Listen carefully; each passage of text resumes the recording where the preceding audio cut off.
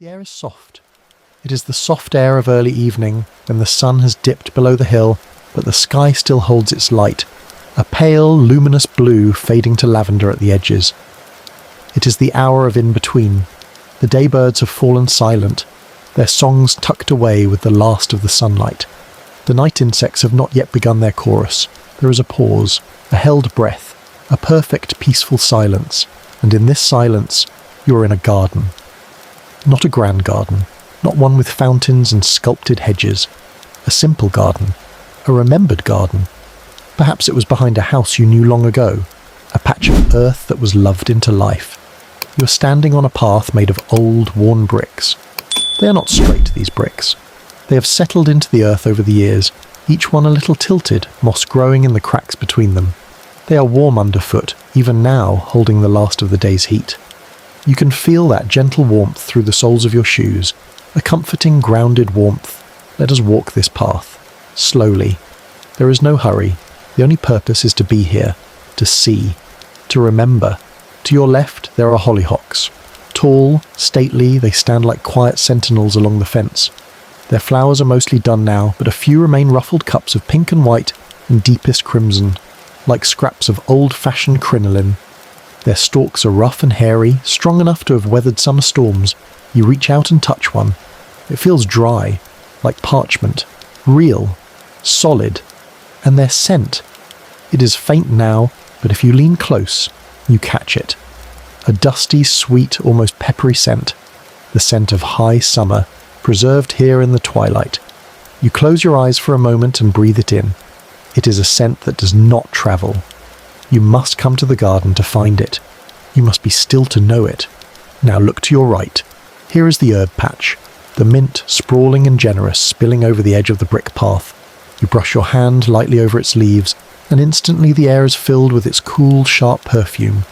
It is a clean smell, a waking smell. It cuts through the drowsy sweetness of the hollyhocks. You pinch a leaf between your fingers, feeling its slightly fuzzy texture, and bring it to your nose. The scent is so vivid, so green, it is like drinking a glass of clear, cold water.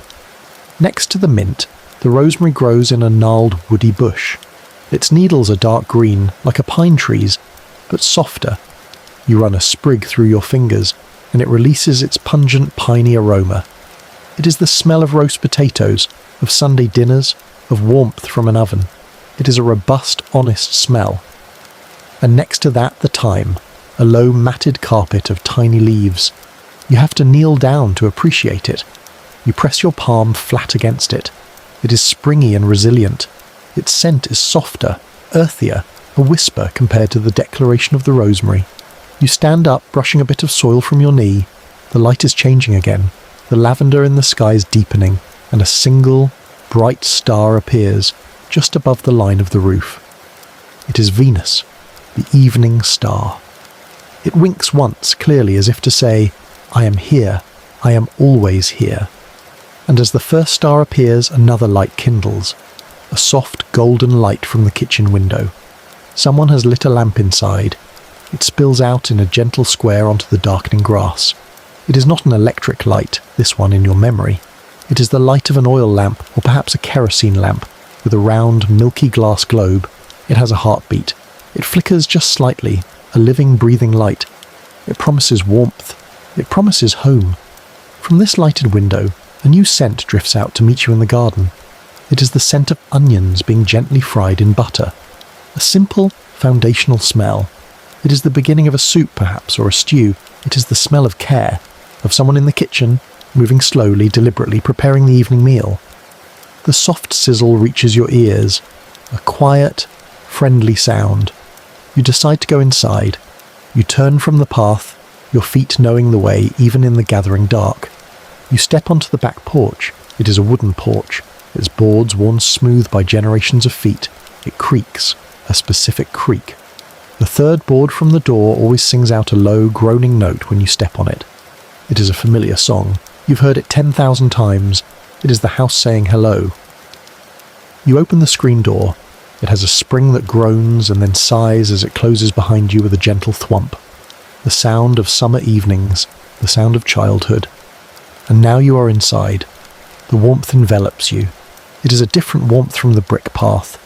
This is a close, fragrant, culinary warmth. The light from the lamp fills the kitchen. It is a modest light, leaving pools of shadow in the corners, glinting off the worn handle of a cast-iron pot on the stove, glowing on the well-scrubbed surface of the wooden table. The person at the stove, perhaps a mother, a grandmother, an aunt, turns and smiles. They don't say much. A simple, "There you are." Their hands are busy. They are stirring the pot now. The scent has deepened. The onions are translucent and sweet. Now there is the scent of carrots and celery joining them, the snick-snick of a knife on a cutting board, the earthy perfume of peeled potatoes dropped into a bowl of water. "Set the table, would you?" they ask, their voice calm and melodic. You go to the cupboard. It has 2 wooden doors that stick a little at the bottom. You give them a gentle tug, and they open with a soft pop. Inside are the plates. They are not a perfect set. Some have a blue rim, some a pattern of tiny flowers. One has a small chip on its edge. They are plates with history. You take 2, feeling their familiar weight, the smooth curve of their edges. You carry them to the table. The table is covered with an oilcloth. It has a pattern of red and white checks, worn thin in places from years of scrubbing. You place the plates down. They make a soft, solid clunk on the surface. You get the cutlery from a drawer that rattles with spoons and forks. The handles are bone, yellowed with age and use, warm to the touch. You lay them out, knife on the right, fork on the left, spoon above the plate. Then you go to the bread box. It is a tall tin box with a hinged lid and a picture of a windmill on it. Inside, wrapped in a clean, faded tea towel, is a loaf of bread. It is a heavy, dense bread, baked at home or bought from a bakery earlier in the day. Its crust is a deep, burnished brown. You take it out, the towel warm from the enclosed space, and carry it to the table. You fetch the breadboard, a thick slab of maple wood, scarred with 1,000 cuts, and a serrated knife with a wooden handle. You sit down to wait. The clock on the wall ticks. It is a steady, slow, ponderous tick-tock, a comforting rhythm. It says that there is time, all the time in the world. You watch the cook at the stove. Their movements are economical, practiced. A sprinkle of salt from a ceramic bowl, a grind of black pepper from a mill, a bay leaf dropped into the pot. They lift the wooden spoon, blow on it gently and taste. A small, thoughtful nod. Outside, through the window over the sink, the world is now fully dark. The window reflects the room back at you, the lamp, the table, your own quiet form, a miniature world floating in the blackness. But then you look past the reflection, and you see that more stars have emerged. Dozens of them. Hundreds. A dusting of diamond dust across black velvet. The soup is ready. It is ladled into deep, wide bowls. Steam rises in twisting, aromatic plumes. You carry the bowls carefully to the table. They are almost too hot to touch, but the warmth is welcome on your palms. You sit. There is a pause, a moment of quiet gratitude, not spoken aloud, but felt in the stillness before the first spoon is lifted. The soup is a golden broth, glistening with tiny beads of melted butter, chunks of carrot, like little coins of orange sun, cubes of potato, soft and floury, slivers of celery, translucent onion, pieces of tender meat if there is meat, falling apart at the touch of a spoon. You break off a piece of the bread. The crust crackles. The inside is soft, pillowy, warm. You dip the corner into the soup, let it soak for a second, and then take a bite. The taste. It is not a complicated taste. It is the taste of goodness, of patience, of vegetables grown in earth, nurtured by sun and rain, prepared with hands that know their worth. It is savoury, wholesome, deeply satisfying. It tastes of the garden outside, transformed by heat and time and care. It tastes of home. You eat slowly. There is no television, no radio, just the ticking clock, the gentle clink of spoon against bowl, the occasional creak of a chair. You might talk, quiet talk, about the garden, about the hollyhocks going to seed, about the mint that needs cutting back, about the star that was so bright. It is not important talk. It is companionable sound, weaving through the silence like another thread in the cloth of the evening. When the bowls are empty, you sit back, pleasantly full. A deep, contented fatigue begins to settle in your bones. It is the good fatigue of a day spent in gentle activity, of fresh air, of nourishing food. The cook gets up and puts the kettle on the stove for tea. The gas flame whooshes to life. a blue and orange flower under the black kettle. While the water heats, you clear the table. The bowls are rinsed under the warm tap at the sink. The water feels soothing on your hands. The dishes are left to soak in a basin of soapy water. They will be washed properly in the morning. For now, the kitchen is allowed to rest just as you are. The kettle begins to sing, a low hum at first, then a rising whistle. It is not a shrieking modern whistle. It is a gentle, tuneful sound like a distant train. It is turned off just as it reaches its peak. Tea is made in a stout brown pot. The tea leaves are spooned in from a caddy. Boiling water is poured over them. The lid is placed on the pot and a knitted cosy shaped like a cottage is pulled down over it to keep the warmth in. You carry 2 cups to the table. They are mismatched, of course. One is a sturdy white mug. The other is a delicate china cup with a pattern of violets. Its handle so fine you hook your finger through it with care. The tea is poured.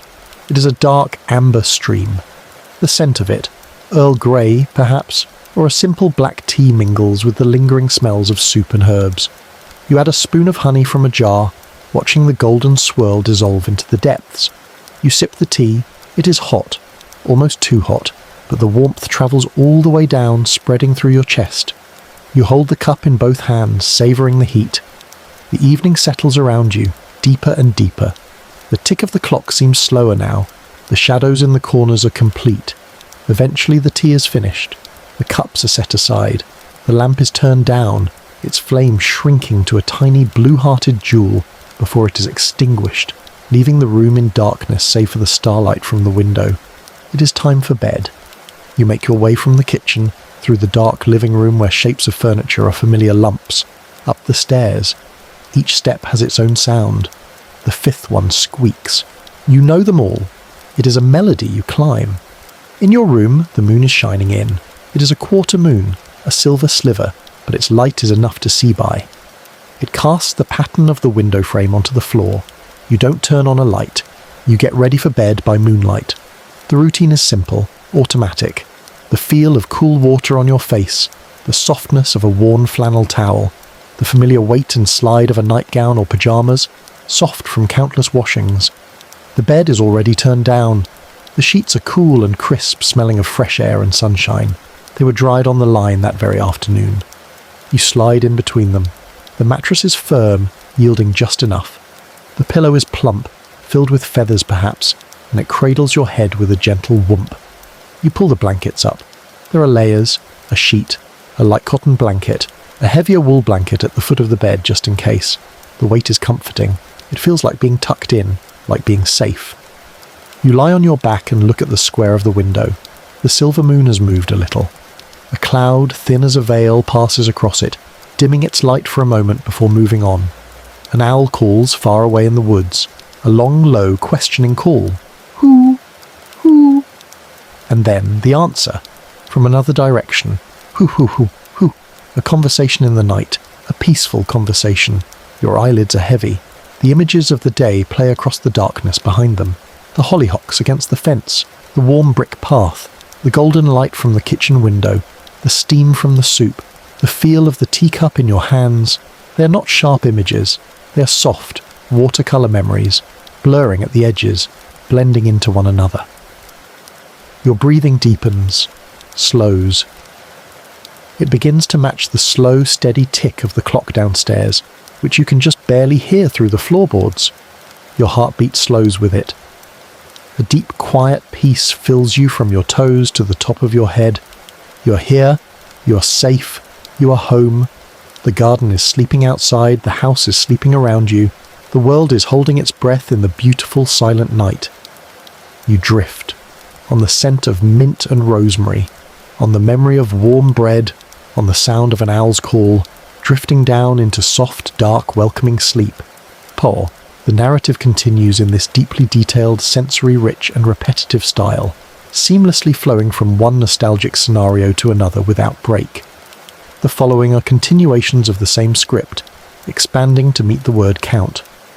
And when you wake, it is to a world washed in grey and silver, the very earliest morning before the sun has even thought about rising. The world outside the window is a study in monochrome. The fence posts are dark silhouettes. The hollyhocks are mere shadows. A low, soft mist hangs over the garden. turning it into a dreamscape, a place out of time. You rise, the floorboards cool under your bare feet. You wrap yourself in a shawl that hangs on a peg by the door, a shawl of wool so soft it feels like cloud. You open the back door, the hinges whispering, and step out onto the porch. The air is utterly still and damp. It carries the rich, profound scent of wet earth and sleeping greenery. It is the smell of potential, of a world waiting to be born anew. You breathe it in, and it feels like drinking cold, clear water. It wakes you gently from the inside out. You walk down the brick path, the moss between the bricks damp and cool. The mist touches your face with a million tiny invisible fingertips. It beads on the wool of your shawl. You come to the rose bush at the end of the path. Its blooms are closed tight, wrapped in themselves against the night's chill. But on each one, nestled in the cup of its petals, is a perfect trembling dewdrop, a captured pearl of the morning. You lean close. The world is so quiet you can hear your own heartbeat. You can hear the faint, almost imperceptible drip, drip from a leaf somewhere. This is a secret time, a time that belongs only to those who wake to witness it. The black sky is softening to a deep indigo blue in the east. One by one, the stars are fading, not vanishing, but gently retreating, their work done for the night. You stand there, a statue in the mist, until the first bird sings. It is a single, clear, questioning note from deep within the hawthorn hedge. A cheep, a moment of silence, then an answer from farther away. Another cheep, and then, as if a conductor has raised a baton, the dawn chorus begins. Not a cacophony, but a layered, complex, beautiful symphony. Chirps, trills, whistles, warbles. It fills the air, this celebration of light returning. As the chorus swells, the indigo in the east bleeds into a band of palest lemon yellow, then apricot, then a soft rosy pink. The mist begins to glow from within, lit by the coming sun. The world is painted in pastels. The grey turns to silver, the shadows gain a blue hue. You watch as the very tip of the sun, a blinding sliver of fire, peeks over the distant hill. The light is immediate. It is horizontal, slicing through the mist, turning every dewdrop on every spiderweb into a blazing diamond. The rosebud you were watching is suddenly edged in gold. It begins slowly to unfurl. You can almost see it move. A petal loosens, stretches, opens to the warmth. The scent of the garden changes. The damp, earthy smell is joined by the green scent of leaves waking, the faint perfume of the opening rose. The air is no longer still. A morning breeze, fresh and sweet, stirs the mist, beginning to tear it into tattered veils that drift away. It is time to go in. The world is awake now. But you carry the memory of the silent, misty, pre-dawn world within you. A fresh memory to lay beside the memory of the lamplit kitchen. Both are perfect. Both are peace. You go inside. The kitchen is cool. You fill the kettle again. The ritual of morning tea. The sun is now streaming in the window, painting a bright, cheerful rectangle on the oilcloth. Dust motes dance in the sunbeams like tiny golden fairies. You watch them dance as you wait for the kettle to boil. There is no need for thought, only observation, only being. The day has begun, but it begins softly, gently, wrapped in the calm you brought in from the garden. And perhaps the day is for a slow, purposeful task. Like polishing silver, the wooden box is brought out from the sideboard. It has a satisfying brass catch that clicks open. Inside, nestled in faded blue velvet, are the pieces. Not many. A few teaspoons, their handles ornate with worn scrollwork. A pair of serving tongs, a small delicate jam spoon. They're tarnished, a dull, smoky black. You set up at the kitchen table, a soft cloth, a jar of silver polish, its paste white and slightly gritty. A bowl of warm water, another soft cloth for rinsing. You take the first spoon. It feels cool and heavy in your hand. You rub a small dab of polish onto it. The smell is sharp, chemical, but not unpleasant. It is the smell of care, of renewal. You begin to rub the paste in with your thumb using small circular motions. At first, nothing seems to happen. Then, slowly, like magic, the black tarnish begins to dissolve. A bright, shining line appears where your thumb has passed. You continue, patiently, methodically. Circular motions covering every curve of the scrollwork, the bowl of the spoon. Your mind empties. There is only the rhythm of the rubbing, the gradual revelation of the shine beneath. One spoon done. You dip it in the warm water, and the milky paste washes away, revealing the spoon in all its glory. It is not a mirror finish. It is a soft, deep liquid shine, like moonlight captured in metal. You dry it carefully with the soft cloth, feeling its newfound smoothness, its warmth from the friction and the water. You lay it on the table. It winks in the sunlight. A small victory. A thing made beautiful again. You take the next piece, the tongs. They are more complicated, with hinges and grooves. You take your time. You work the polish into the tiny crevices with a soft bristled brush. The repetitive motion is hypnotic. The world narrows to this piece of silver, your moving hands, the smell of polish, the sound of gentle rubbing. As you work, you might remember when these pieces were used. A Sunday tea, a special visitor, a birthday cake, the jam spoon dipping into a jar of homemade strawberry preserves, the teaspoons clinking against the sides of thin china cups. They are not just objects, they are vessels for memories, and as you polish them, you are, in a way, polishing the memories too, brushing off the tarnish of time to reveal the bright moments underneath. One by one, the pieces are transformed. Laid out on the table, they gleam softly, they look proud, they look loved. You put the polish away, wash your hands, which now smell faintly of the clean metallic scent. You put the silver back into its blue velvet nest. They will tarnish again, it is their nature, but for now, they shine. The task is complete. A quiet satisfaction fills you, a tangible result of time spent in gentle, focused labour, or perhaps the afternoon calls for a different kind of rest, a rest with words. You take a book from the shelf, not a new book, a book whose spine is cracked, whose pages are edged with a foxing of brown and gold. You open it. The paper has a specific smell dry, slightly sweet, like hay and vanilla and thyme. It is one of the best smells in the world. You settle into the armchair by the window, the one with the cushioned seat that sighs when you sit down. You arrange the pillow at your back. You drape a light blanket over your legs, though you may not need it. It is about the ritual, the preparation for journeying into another world while staying perfectly, comfortably still. The afternoon sun slants across the page, illuminating the words.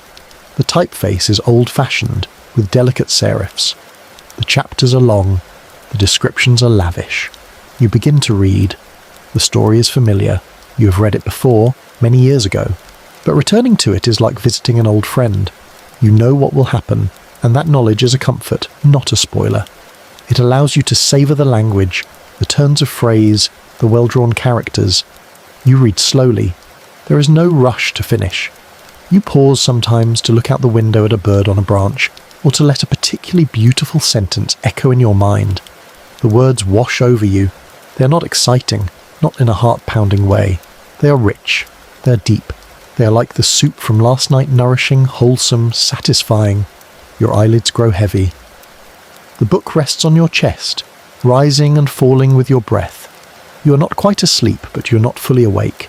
You are in a twilight state, where the characters from the book mingle with the dappled light on the floor, with the distant sound of a lawnmower, with the scent of the pages. You drift in this state for a long, blissful time. The clock ticks. The sun moves across the sky. The paragraph you were reading repeats itself in your dreamy mind, its meaning becoming fluid, blending with your own thoughts. This is not wasted time. This is deeply fertile time. Time for the mind to rest, to wander, to integrate. The book slips from your fingers eventually, caught by the blanket. You do not stir. You have journeyed far, and now you are resting in the quiet harbour of a well-loved story, and perhaps today is a day for laundry. Not fast, rumbling laundry, but the slow, methodical ritual of it. Even if in your memory there is a machine, it is a simple machine with a hand wringer, its rhythmic hum the very essence of calm. First, the gathering, not just tossing into a basket. You go from room to room, gathering the soft, worn fabrics of the week. The cotton sheets, smelling of sleep and sunshine. The pillowcases, slightly cool to the touch. The towels, heavy and absorbent. The socks turned inside out. The handkerchiefs, neatly folded or crumpled. You make a pile on the kitchen floor, a soft mountain of linen and cotton. You sort them. Whites here, lights there. Darks in this corner. It is a tactile sorting, your hands feeling the different weights and weaves. The machine is filled with water from the tap. Not a silent filling, but a gush and a splash, a rushing sound that promises cleanness. The soap flakes are scooped from a cardboard box. They are pure white like snow, and they have a clean, sharp scent. Not of flowers or perfume, but of alkali and fat. A simple, honest smell. They scatter on the surface of the water, floating for a moment before dissolving into a sea of suds. The suds are not overwhelming. They're a gentle blanket of tiny, iridescent bubbles. The clothes are submerged, one piece at a time. You push them down with a wooden stick, watching the water soak into them, darkening the colours, making the whites glow. The machine begins its work. A deep, contented chugging sound. A sloshing back and forth rhythm. Chug-a-lug. Slosh. Chug-a-lug. Slosh. It is a sound from the heart of the house. A sound of work being done. Patiently. Steadily. You can stand there and watch through the glass porthole, if there is one, seeing the clothes tumble in a slow, aquatic dance. A sleeve waves, a sock twirls, a sheet folds and unfolds like a slow-motion wave. When the cycle is done, the real ritual begins, the wringer. 2 rubber rollers, poised like open jaws. You feed the first piece of pillowcase between them. You turn the handle. There is a resistance, then a smooth, rolling crunch as the fabric is compressed. Water gushes out in a steady, clear stream, pouring back into the sink or a waiting tub. The sound is satisfying. A firm, squeezing sound. The pillowcase emerges from the other side, flattened, transformed, most of its weight left behind in that rushing water. It is strangely satisfying to see. You feed another piece, and another. The rhythm is hypnotic. Reach for a wet garment. Guide it to the rollers. Turn the handle. Listen to the crunch and the gush. Catch the flattened cloth on the other side. Drop it into the waiting basket. Over and over. Your mind empties. There is only the rhythm, the sound, the feel of wet fabric under your fingertips. The cool spray of water on your wrists. The basket grows heavy with damp, clean-smelling laundry. You carry it outside. The line is already stretched between 2 poles in the garden, the wire humming faintly in the breeze. The clothespins are in a bag made of faded canvas. They are simple wooden pins sprung with steel, their ends worn smooth from countless grasps. You begin to hang. You shake out a sheet. It snaps once, a soft cannon crack in the quiet air, then billows like a sail before settling. You peg one corner, then walk along the line, stretching it taut, pegging the other corner. The wind catches it immediately, giving it a gentle belly, making it flap slowly, lazily. Next, a shirt. You peg it by the shoulders, letting the body hang free. The sleeves sway. Towels, hung over the line in pairs, heavy and thick. Socks pegged by the toes, dangling like strange fruit. Each item placed with care. There is an art to it, an order, a satisfaction in seeing the line fill, a gallery of clean, damp shapes against the blue sky. And the smell. Oh, the smell of laundry drying in the sun and wind. It is the cleanest smell in the world. It is the smell of sunlight made tangible. It is the smell of fresh air woven into cotton fibres. It is a smell with no analogue. You stand back, your hands on your hips, and breathe it in. The work is done. Now it is up to the elements. The sun to warm and bleach, the wind to flutter and dry.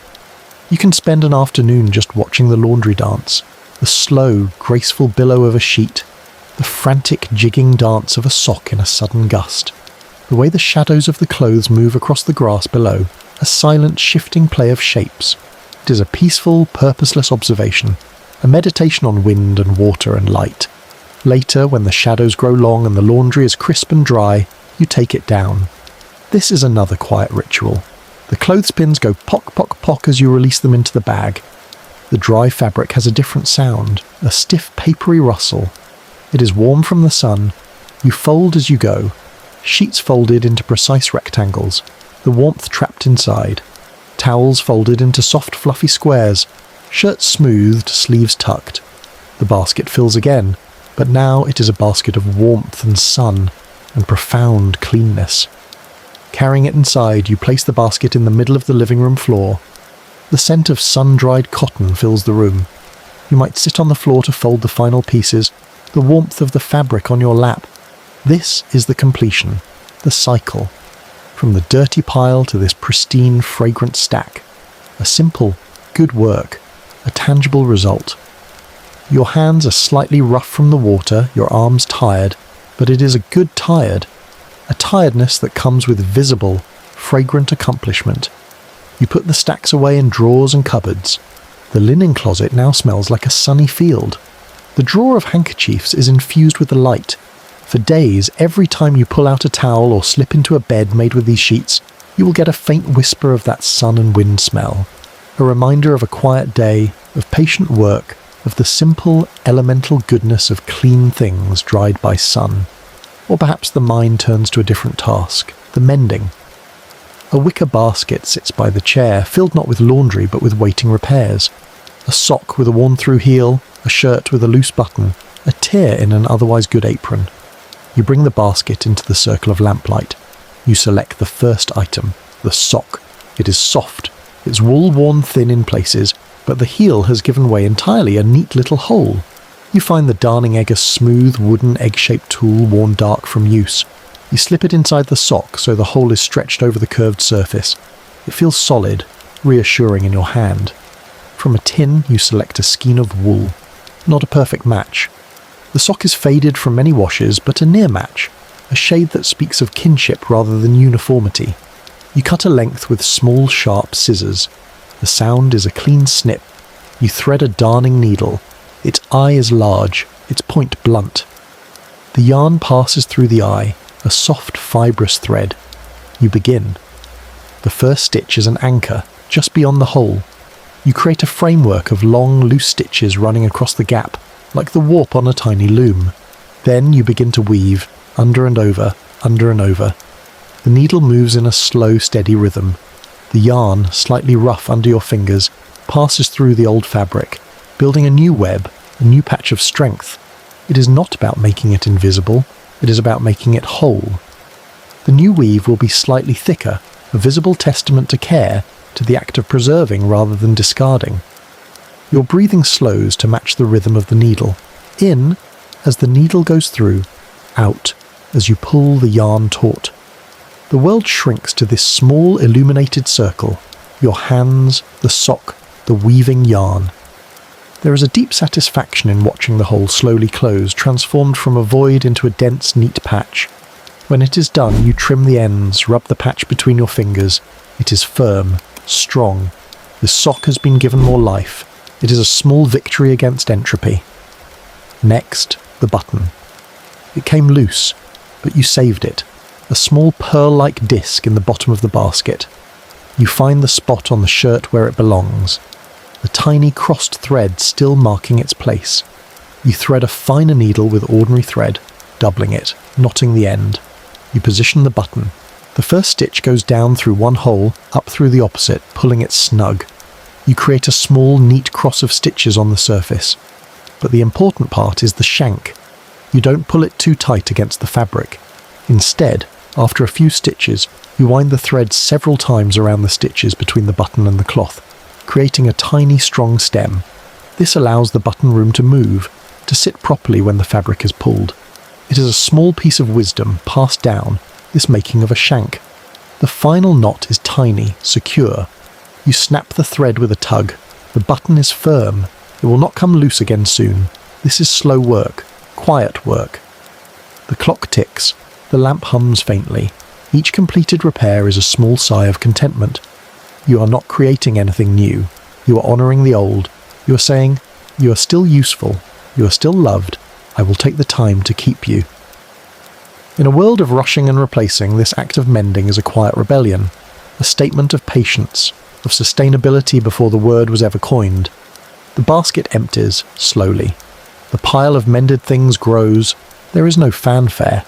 You simply place the sock back with its pair, the shirt on its hanger, the apron on its hook. But the house is subtly richer for it, stronger, more cared for. And you are left with a profound, wordless peace that comes from doing small things well with great attention. The afternoon might wane into one of those timeless periods of simple observation. You're sitting on the porch steps. The sun is on your back, warm but not hot. A glass of something cool, perhaps lemonade, pale yellow with a slice of lemon floating in it, sits beside you, beads of condensation forming on the outside, tracing slow paths down the glass. You are watching the insects. Not with curiosity, but with a detached, gentle observation. A bumblebee, fat and furry, drones from one clover blossom to the next in the lawn. Its legs are heavy with yellow pollen. It is a creature of pure, buzzing purpose. It does not hesitate. It lands, rummages, hums, lifts off. A perfect cycle. A butterfly, a cabbage white perhaps, flutters in a more erratic pattern. It seems to be tasting the air, dancing on unseen currents. It lands on a stone, wings opening and closing slowly like a gentle breath. The sunlight shines through its wings, making them look like thin white silk. Ants stream along a crack in the pavement, a living, flowing line of intent. Each one carries a burden, a crumb of something, a piece of leaf many times its size. They move with such communal determination. If you block their path with a twig, they simply flow around it without panic, without stopping. A lesson in patience and persistence. You take a sip of the lemonade. It is sweet and tart, cool all the way down. The ice cubes clink softly against the glass. You watch a cloud, a single puffy cumulus cloud, drift across the vast blue sky. It changes shape as it moves, from a sheep to a ship to a sleeping giant, then just back to a cloud. There is no meaning to it, only beauty, only the slow, majestic drift of water vapour across the dome of the world. Time stretches. The shadows of the porch railing lengthen across the steps, becoming long parallel lines. The sun's angle changes, and the warmth on your back deepens to a golden glow. You might doze for a moment, your head nodding forward, the sounds of the garden, the bee, the distant rustle of leaves, the far-off call of a child blending into a soothing symphony.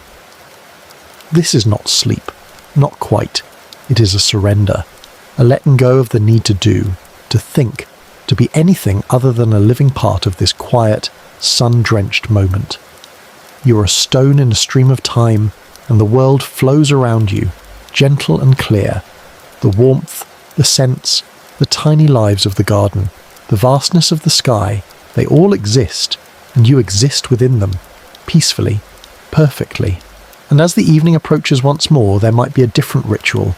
The lighting of the fire, not a furnace kicking on with a whir, but the building of a real fire in a hearth. You bring in the wood from the pile under the eaves. The logs are dry, their bark rough or smooth depending on the tree. Oak, ash, a little birch for its quick, bright flame. They smell of the forest, of resin and damp earth and age. You arrange them in the grate on top of crumpled newspaper and a few sticks of kindling. The paper is yesterday's news, its story is unimportant now, just fuel for warmth. You strike a match.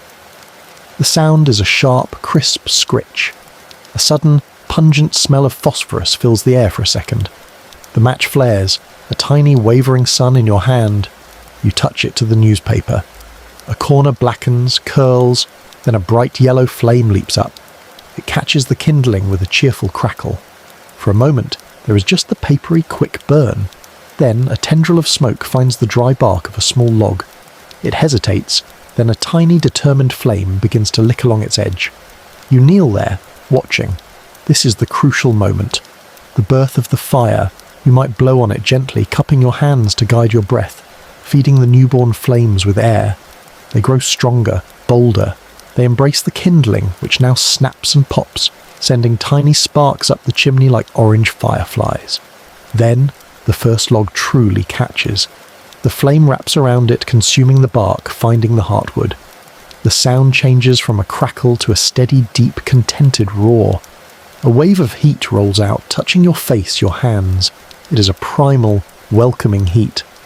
The light is now the main light in the room, dancing and flickering, painting the walls with moving shadows of amber and gold. You add another log, carefully. The fire accepts it, sparks flying for a moment before it too begins to glow at its edges. You settle into the chair nearest the hearth. The fire is alive, it is a companion. You watch its endless, never-repeating dance. The flames are blue at their heart, yellow and orange at their tips. They weave around the logs, shaping themselves to the fuel, sometimes leaping high, sometimes settling into a low, pulsing glow. The warmth is not uniform. It is a radiant warmth.